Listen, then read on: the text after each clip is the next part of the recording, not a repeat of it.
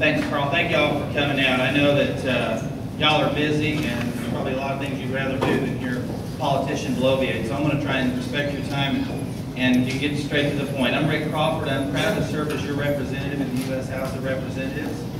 And we've started a lot of good work in Congress. And I'm asking for your consideration to continue that. I know there's a lot of things wrong in Washington. I'm completing my first term there. It's been an eye-opening experience.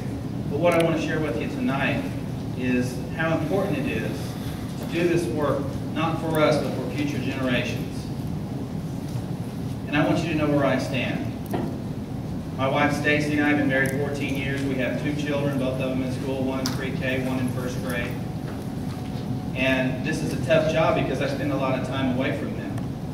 But I do this for them because this country doesn't look like it did when I was growing up. And we owe it to our children.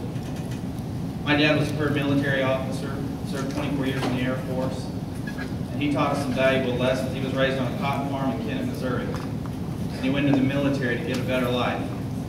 He achieved a bachelor's degree and master's degree, earned his commission, served his country for 24 years. And in that experience as a child, he was very adamant that we leave things better than we found them. I lived in base housing all over the country and overseas.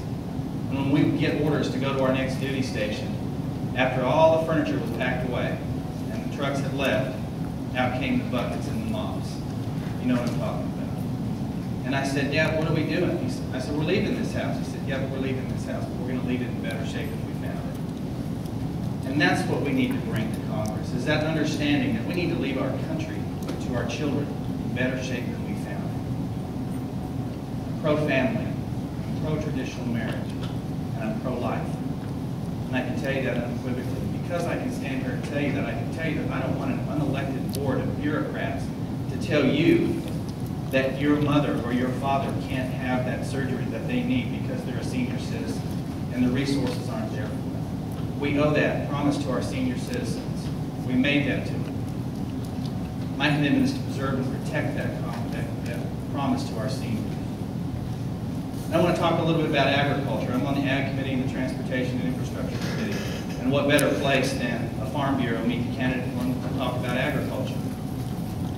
People say, well, we're not making any progress. We haven't got our farm bill yet. And that's important to the 260,000 jobs tied to agriculture in the state of Arkansas. Believe me, I've been working hard on the farm bill. But one thing I can point to that's successful, that we've been able to move out of the House, is a rule that determines the cost of storing your fuel on your farm. You think something like that wouldn't really matter, but it does. The EPA wanted to come in and tell farmers that they had to spend tens of thousands of dollars to build a structure to store fuel on their farm. We were able to get that rule delayed and wrote a bill that would save Arkansas farmers alone $240 million in compliance costs. And the University of Arkansas Cooperative Extension said my bill saved Arkansas farmers and farmers across this country $3.36 billion. Folks, I don't know about you, but I think the American people can do with that $3.36 billion a heck of a lot more than our federal government.